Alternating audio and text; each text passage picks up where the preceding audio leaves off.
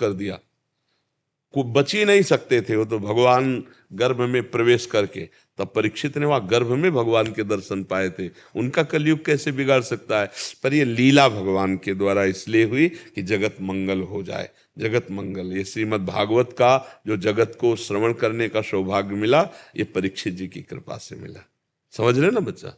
लेकिन हम कलकार के लोग बहुत अधमी हैं, इतना ज्ञान नहीं है प्रभु। कोई जरूरत नहीं, लेकिन राम राम तो बोल सकते हो प्रभु, वो तो आपकी कृपा से कोशिश। तो फिर कोई बाधा नहीं हो, इससे बड़ा कोई ज्ञान नहीं है। नाम के सदस्य कोई ज्ञान नहीं, नाम के सदस्य कोई तपस्या नहीं, नाम के सदस्य कोई तीर्थ स्थान नहीं, नाम के सदस्य कोई साधन नहीं। अगर तुम्हारे मुख से ईमानदारी से नाम चल रहा है तो तुम निश्चिंत हो जाओ, निश्चिंत हो जाओ, हमारी बात समझ लो। और नाम न जब करे हो ऐसे कह दे वो तो चलता है, नहीं ऐसे नहीं कर। कोई लोग, जैसे कई ऐसे लोग होते हैं कि वो तो 24 घंटे चलता है, झूठ बोल रहे हो। 24 घंटे चलता है ना जिनके, वो बोल नहीं सकते कि 24 घंटे चलता नहीं। हमें जैसे अपने लोगों से भी पूछा जाए ना तो ऐसे कहेंगे भगवान जितना करवा लेते उतना होता, बकाया अभी छक के भजन करने को नहीं मिला। मन तो यही कहता है कि भगवान कृपा करें, हर समय भजन, भजन की भूख बढ़ती है। रात दिन भजन करने पर भी रोना आता है कि यार वो भजन नहीं हो रहा जैसा होना चाहिए। और लोग कह देते वो तो 24 घंटे चलता है, तो सोते कई बजे हो? झूठे होते हैं। अब हम उससे पूछना शुरू करें तो झूठा होता चला जाएगा। वो झूठ बोल रहा है कि हम 24 घंटे, जिनके 24 घंटे भजन होगा वो बोल ही नहीं सकते कि 24 घंटे भजन होता है। इसलिए सावधान, भजन को अंदर से पकड़ो, फिर देख लो नाम जपते जपते सब ज्ञान अंदर जागृत। जितने महात्मा हुए बच्चा, हम ऐसे ऐसे संतों के दर्शन किए हैं गंगा किनारे बचपन से। बाबा जी ककारा नहीं पढ़े कभी, ककारा मात्रा नहीं आती, और वेद वाक्य ऐसे निकलते हैं, वेद वाक्य निकलते हैं। बस क्यों? देखो जिनको हम ऐसे संत भगवान को देखा है जिनके पास रुद्राक्ष की माला नहीं, 108 कंकड़ ऐसे रखे हुए ऐसे जपते थे। एक ओम, ये 2 ओम, ये 3 ओम, गांव के अनपढ़ और ऐसे सिद्ध महात्मा कि जो बोल दें वो सत्य हो जाए, बड़े बड़े उनके चरणों, और जप ऐसे 1 ओम, ये 2 ओम कंकड़ से भगवान का स्मरण मात्र संपूर्ण ज्ञान प्रदान कर देता है। कोई भी भक्त बताओ जो अज्ञानी रहा हो, कोई भक्त का नाम लो। देखो हनुमान जी तो परम ज्ञानी है, ज्ञानी नाम अग्रगण्यम, गरुण महाज्ञानी गुण राशि, विश्वामित्र महामुनि ज्ञानी, जो भी महात्मा हुए परम ज्ञानी हुए, क्योंकि भगवान का नाम जब चल रहा है ना तो उसी नाम में सब कुछ। जैसे आप राम, कृष्ण या राधा, जो नाम है एक डिब्बा समझो जिसमें सब ज्ञान है, सब वैभव भरा हुआ है। अब जितना जब आप देखो, आपको तो इतना तो ज्ञान है कि हाथ जोड़ के पूछ रहे हो, गड़ासे से काट देते थे, दया नाम की चीज नहीं थी, सामान हो तो छीन लिया, नहीं है तो मार डाला, समझ रहे हो। और सीधे राम नहीं बोल पाते थे, और जब संत कृपा हुई और मरा मरा कहा तो महान ऋषि हो गए, समझ रहे ना। तो विश्वास करो ये कथा थोड़ी है, ऐसा हुआ है।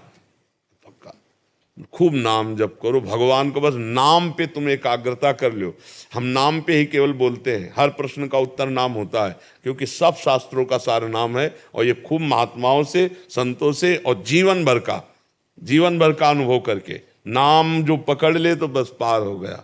और नाम जप नहीं है, गोस्वामी तुलसीदास जी कह रहे राम राम राम जी है, जो लो तू न जपी है, तो लो तू कहूं जाए, तिहूं ताप तपी है।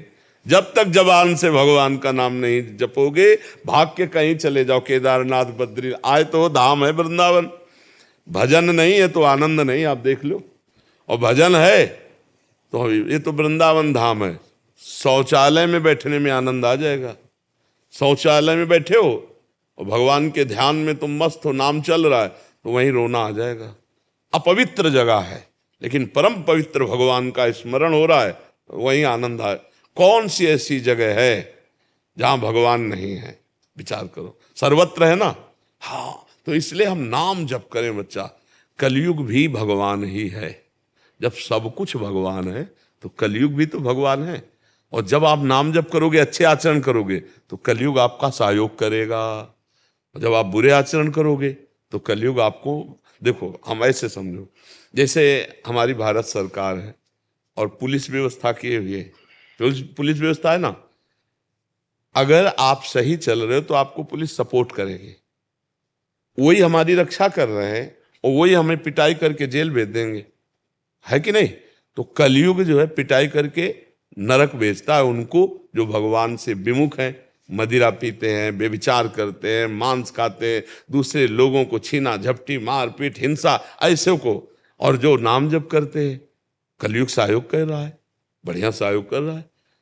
देखो कलयुग का प्रभाव देखो, अगर उस जो 10-10 हजार वर्ष तपस्या करने का फल था वो केवल 24 घंटे नाम कीर्तन करने से प्राप्त हो जाएगा। ये हम शास्त्र की बात कह रहे हैं। भगवान व्यास देव जी ने कलयुग की जय जयकार की है। जो बड़ी बड़ी तपस्याएं करने पर हजारों हजारों वर्ष फल मिलता था, 24 घंटे भगवान के नाम कीर्तन से वो मिल जाएगा। कलयुग का बहुत बड़ा प्रभाव। अन्य युगों में मन से पाप होता तो नरक की प्राप्ति होती थी, और कलयुग में मन का पाप नहीं लगता, पर मन का पुण्य लग जाता है। कलिकर एक पुनीत प्रतापा, मानस पुण्य होई और नहीं पापा। कलयुग का बहुत बड़ा प्रताप, इसमें दोष भी है तो गुण भी है। तो अगर हम भगवान की शरण में, तो गुण वाला कलयुग हमें सहयोग देता है, और जब भगवान से विमुख होते पापाचरण करते तो फिर पिटाई करता है, दुर्गति करवा देता है। हमें डरना नहीं है, कलयुग में बहुत बड़ा गुण है। हाँ, कलयुग एक नाम मात्र जपने से भगवत प्राप्ति करा देता है। बहुत प्रणाम है कलयुग को, जो कलयुग में साधना सफल हो जाती है, वो और युगों में बहुत कठिनता थी। अब देखो, दाहिने पैर के अंगूठे के बल केवल खड़े हैं, दोनों हाथ उठा के 10,000 वर्ष तक तपस्या कर रहे हैं, तब कहीं उनके आराध्य देव प्रसन्न होते हैं। और यहाँ 24 घंटे नाम कीर्तन करके रो दो, भगवान को पुकारो, देखो आनंद की अनुभूति होने लगेगी। सारी बातें हम आपको कह रहे हैं कि जीवन भर यही अनुभव करते रहे, ऐसे भगवान रखे हैं, ऐसे बाहरी कष्टों को गणना नहीं होती, उनके प्यार को देखा जाता है। तो विश्वास करो, कहीं कलयुग बाधा नहीं पहुंचा सकता। यदि नाम जप कर रहे हो तो और ज्ञान की जरूरत नहीं, अपने आप ज्ञान आ जाएगा। जो पढ़ लिख के ज्ञान होता है उससे माया पर विजय प्राप्त नहीं की जा सकती, जो हृदय से ज्ञान होता है उससे माया पर विजय प्राप्त की जाती। नहीं तो पढ़ लिख के सब माया पर विजय प्राप्त कर ले, बड़े बड़े शास्त्र को ज्ञान रखने वाले हैं, लेकिन माया में, माया मुक्त स्थिति नहीं। माया मुक्त स्थिति किसी संत महात्मा की चरण सेवा करने वाले जो भक्तजन हैं, भजन करने वाले, समाज की सेवा करने वाले, उनके हृदय में जो ज्ञान होगा वो शुद्ध होगा, जो निष्काम भाव से करते हैं। और जहाँ प्रवचन है, सकामता है, रुपया पैसा मान तो ये चीज अलग हो गई, ये भगवत प्राप्ति अलग नहीं है, ये अलग चीज हो गई। समझ रहे? तो नाम जप करो, खूब आनंद से रहो, कहीं कोई कलयुग नहीं है। आप बुरे आचरण ना करो, कलयुग है ही नहीं। आप बुरे आचरण करोगे, कलयुग है, कलयुग है। तो हमें नाम जप करना है, अच्छे आचरण करना है, भगवान के चरित्र सुनना है और भगवान से जुड़े रहना है हर समय।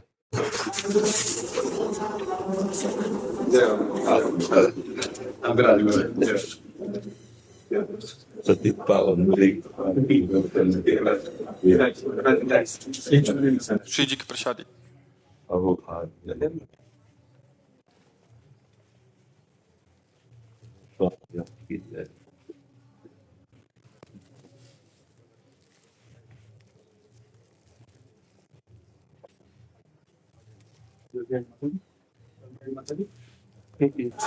कुत्ते की पहचान तो रखमाल से ही है।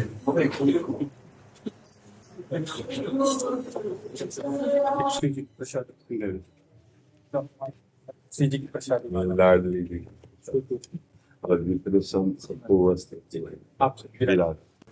तो चरणों में बैठते शरीर अस्वस्थ किडनी के कारण नहीं, तो चरणों के पास बैठने देते।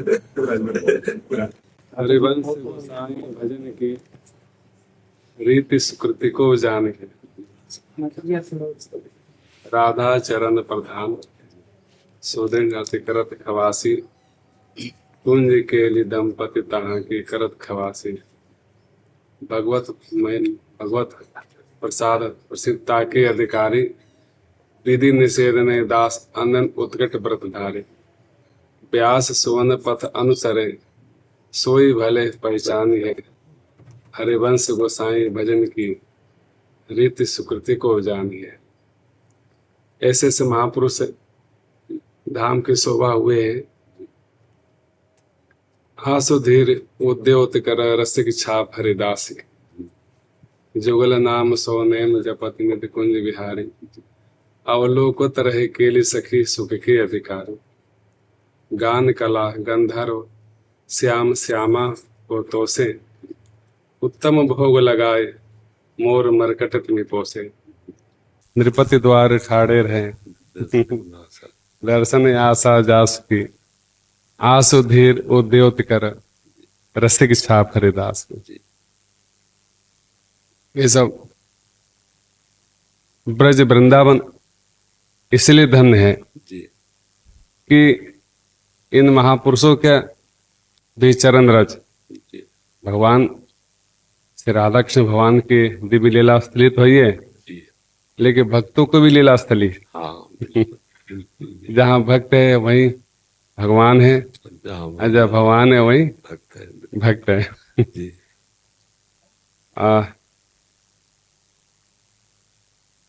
उत्कर्ष तिलक और दाम को भक्त इष्ट व्यास काहू के आराध मच कछ नर हरि सुकर बामन फरसा धरन सेतु बंधन जो शैल कर एकन के रीत नेम नवधासो लाए शुक्ल सुमोखन सुवन अच्युत गोत्री जो लड़ाए नवगुण तोर नूपुर गुहो महत सभा मध्यरास के उत्कर्ष तिलक और दाम को भक्त इष्ट व्यास के जो तीन महापुरुष हुए हैं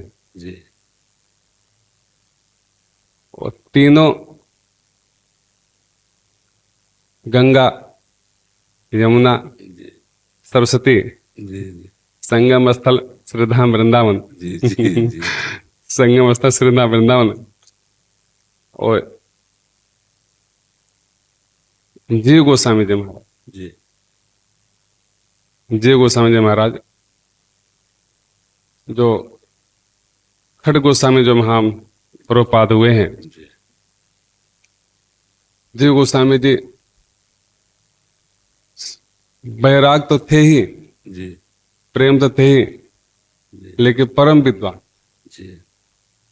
विद्वताओं में सर्वमान्य थे, लेकिन वाद विवाद से हमेशा रहित थे। वाद विवाद से हमेशा उनका जो ज्ञान था, जीव गोसाई सर गंभीर बेला भजन सुपक कसाय न कबहू लागी वृंदावन दृढ़वास जुगल चरण अनुरागी पोथी लेखन पान अघट अक्षर चित दीनो सदग्रंथन को सार सबे हस्तामल कीनो सदग्रंथन को सार सबे हस्तामल कीनो। तो सबका सार तो यही है जो आप वितरित कर रहे हैं अपना संपूर्ण जीवन में। आप भक्ति दान भय हरण भुजा सुखानंद पारस परस। भक्ति दान जितने दान होती है सबकी महिमा अनंत है, लेकिन जो भक्ति दान करता है वो भगवान को ही दान करता है।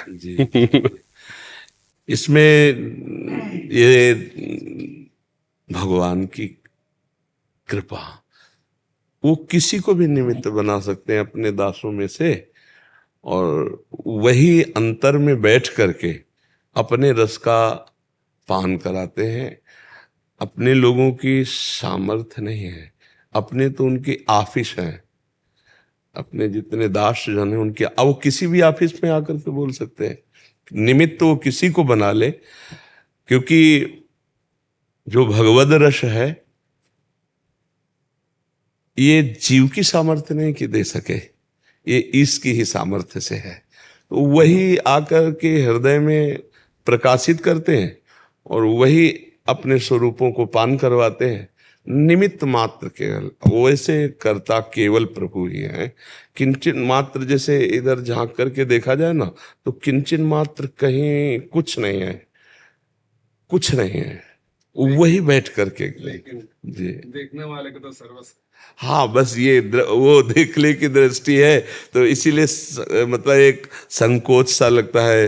जैसे अभी उन्होंने ऐसा कुछ, तो संकोच सा लगता कि प्रभु आप जान नहीं पा रहे हो, आप केवल साउंड को देख रहे हो, अंदर की